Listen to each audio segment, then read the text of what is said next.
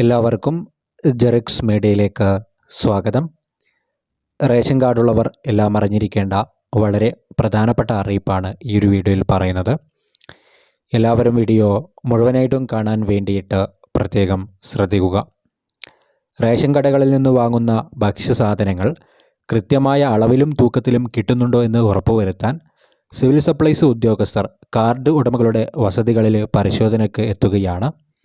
ഇതു സംബന്ധിച്ച് മാർഗനിർദ്ദേശമടങ്ങിയ ഉത്തരവ് പൊതുവിതരണ ഉപഭോക്തൃ commissioner പുറത്തിറക്കിയിരിക്കുകയാണ്.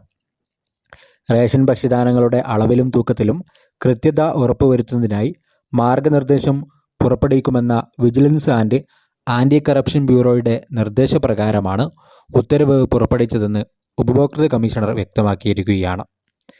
Taluk supply officer, city rationing officer, rationing ഇൻസ്പെക്ടർമാർ എന്നിവർ ഓരോ മാസവും അവരവരുടെ അധികാര പരിധിയിലുള്ള റേഷൻ കടകളിൽ നിന്ന് ഭക്ഷ്യധാന്യങ്ങൾ വാങ്ങുന്നവരുടെ വീടുകളിലെത്തി പരിശോധന നടത്തണമെന്നാണ് ഉത്തരവ്.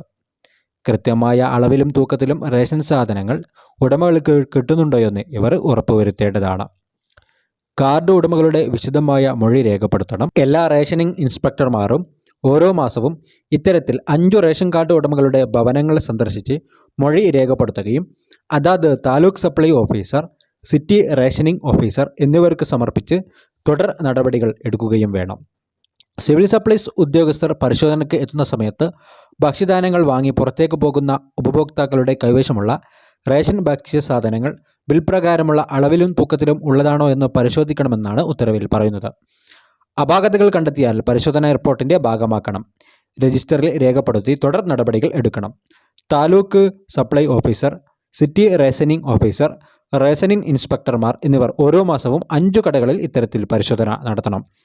ഈ പരിശോധനയുടെ റിപ്പോർട്ട് DSOക്ക് നൽകണം. Deputy controller of rationing DSO എന്നിവർ താലൂക്ക് സപ്ലൈ ഓഫീസുകൾ, സിറ്റി റേഷനിംഗ് ഓഫീസുകൾ എന്നിവിടങ്ങളിൽ പരിശോധന നടത്തുമ്പോൾ താലൂക്ക് സപ്ലൈ ഓഫീസർമാർ, റേഷനിംഗ് ഇൻസ്പെക്ടർമാർ എന്നിവർ എത്ര പരിശോധന നടത്തിയെടുത്ത് വിലയിരുത്തണമെന്ന് ഉത്തരവിൽ പറയുകയാണ്.